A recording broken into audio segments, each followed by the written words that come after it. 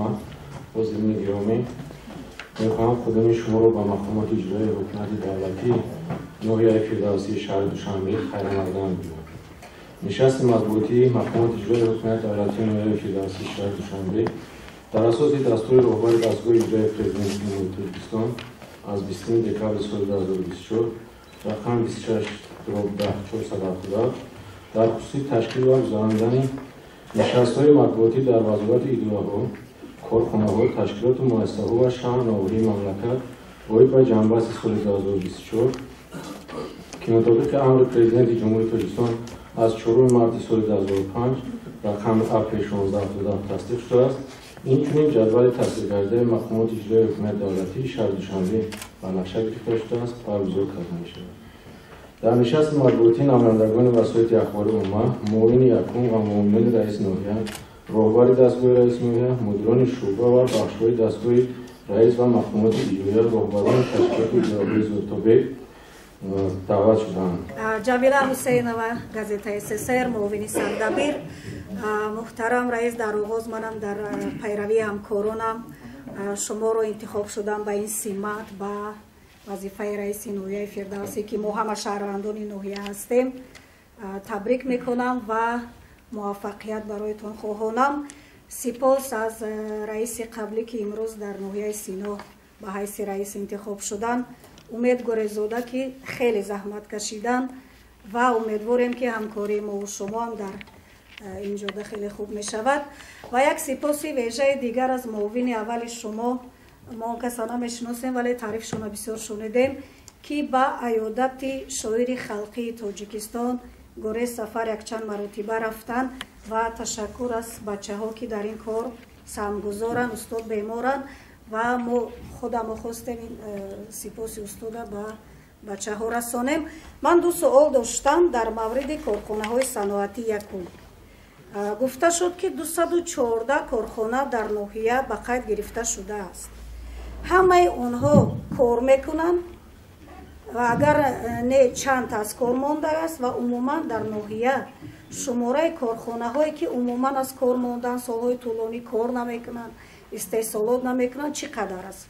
ساختمان ها یا کارخانه های به قول گوشت اشتر خورده چقدر داریم؟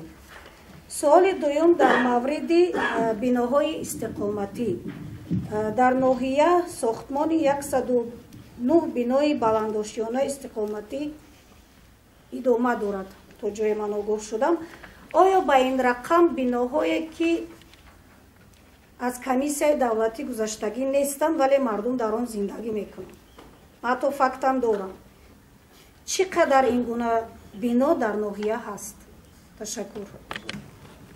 یک دیروزم ما صحبت داشتیم با معاون در ارجابی واسه با انو ویختی شخصانی که سال کسلمان هستن، سال خدوام هستن که دعوت خدمت کردگی هستن ویخت اونها رو پیشنهاد میکنم و اون اقدام هایی که از جانبی مقامات اجرایی حکومت دولتی ناحیه فردوسی بود آن اقدام ها رو ادامه میدیم و یک چیزی را خط کردن ضرور است که میشه نتیجه خوبی فعالیت مقامات اجرایی حکومت دولتی ناحیه فردوسی بود که امروز مثال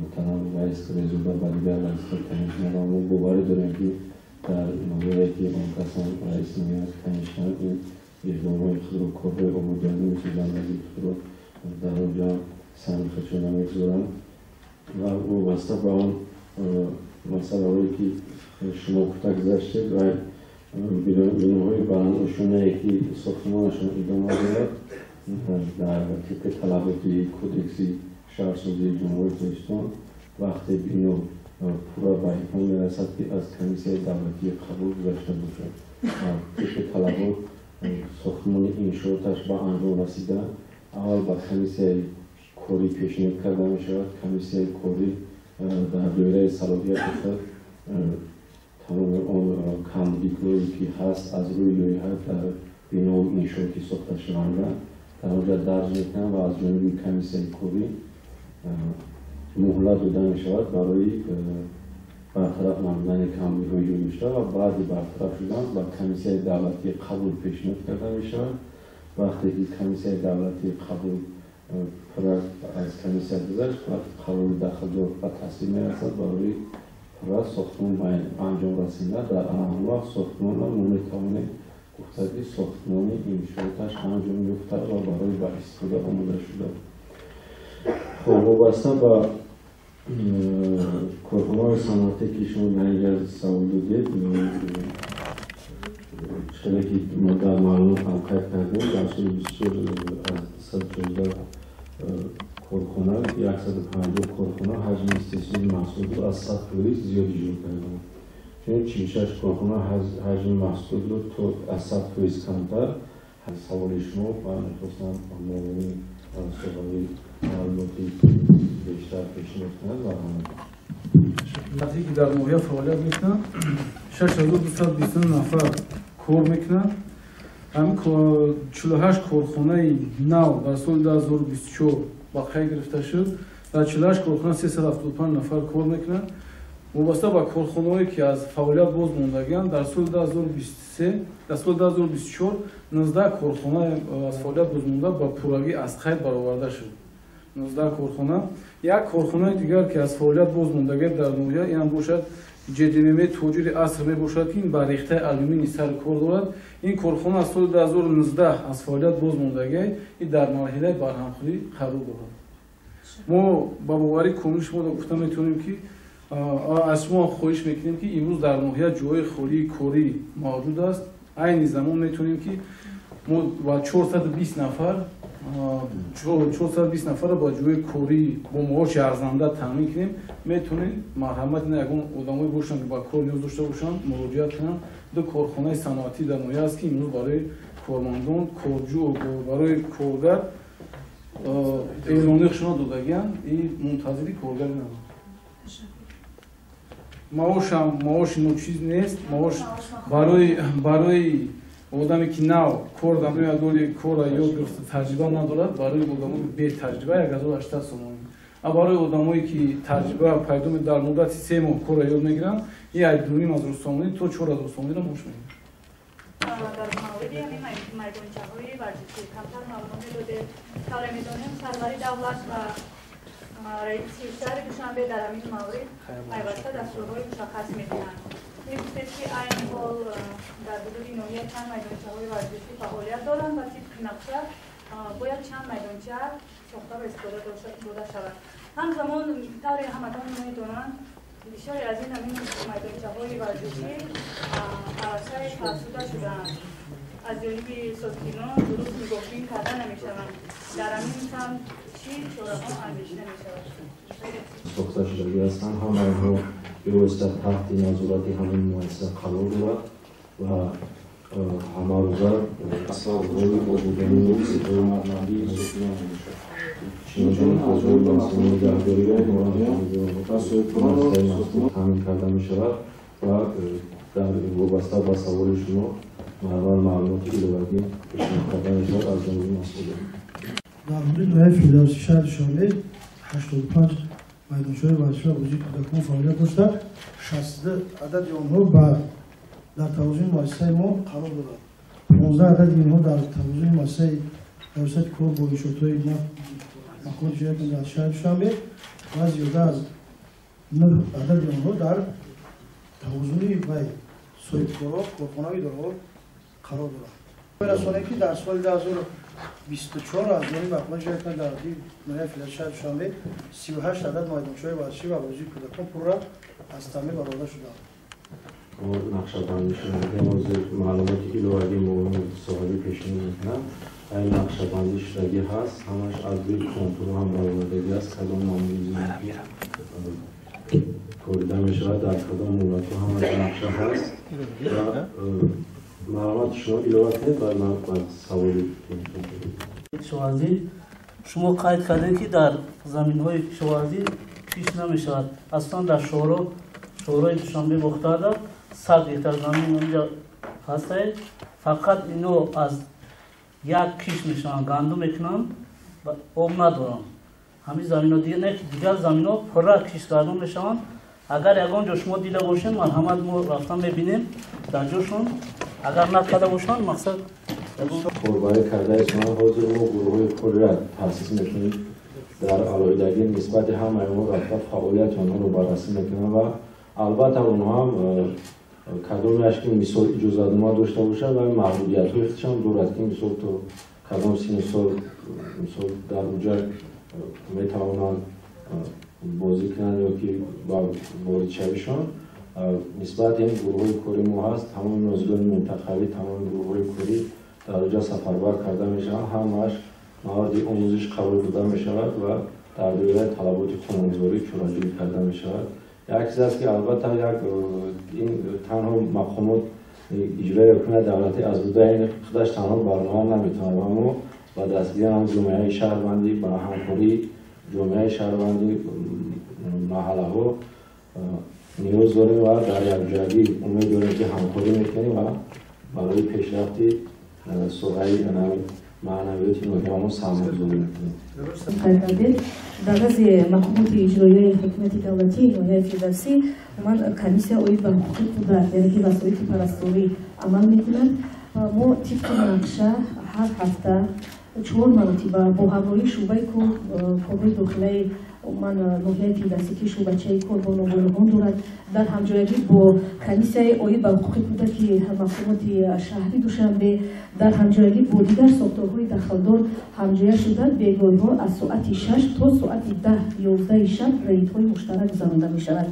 در سال جاری سال 2024 زیاده از 209 ریدهای مشترک گذرانده شد که 30 ریدها زیاد بودند. طبق همین عملهایی که کردند پدر و مادران را طبق ماده 90 زیاده از 444 نفر والدین را طبق ماده 90 جریمه کردند که این 97 مرتبه زیاد می باشد.